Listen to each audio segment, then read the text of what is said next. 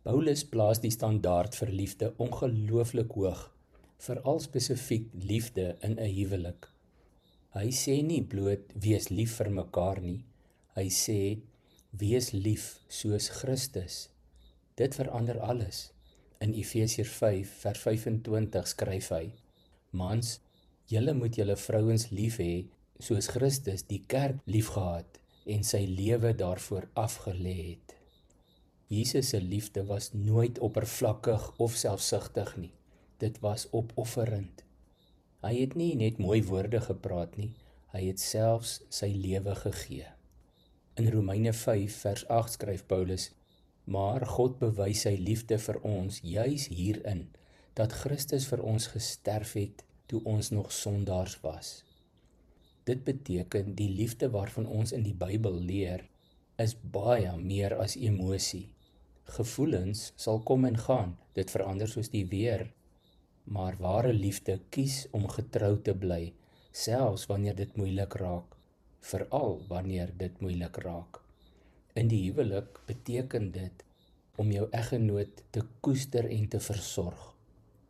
Paulus sê 'n man behoort sy vrou lief te hê soos sy eie liggaam. Niemand haat mos sy eie liggaam nie. Jy sorg daarvoor, voed dit en beskerm dit. Maar hierdie beginsel geld nie net vir mans nie. In vers 21 het Paulus reeds gesê, ons moet aan mekaar onderdanig wees. Ware liefde werk wederzijds. Dit vra, hoe kan ek jou help floreer en hoe kan ek jou nader aan Christus bring? 1 Korintiërs 13 gee vir ons 'n praktiese prentjie van sulke liefde. Die liefde is geduldig, die liefde is vriendelik. Dit soek nie sy eie belang nie, staan daar in vers 4 en 5. Dit beteken liefde bly soms stil wanneer jy graag die laaste woord wil hê. Liefde vergewe wanneer trots wil vasklou.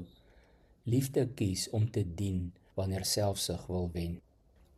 Andy Stanley skryf oor Efesiërs 5 vers 21, die huwelik is eintlik 'n submission competition, 'n kompetisie om mekaar eerste te dien en die meeste te dien. Stel jou net voor hoe anders huwelike sou lyk as albei partye sonder 'n sweempie selfsug mekaar meer dien. Jesus het gewys dat opofferende liefde beslis nie swakheid is nie. Dit is krag onder beheer. Die kruis lyk dalk soos verlies, maar dit was die dapperste daad en die grootste oorwinning in die geskiedenis van die skepping. Kom ons bid saam.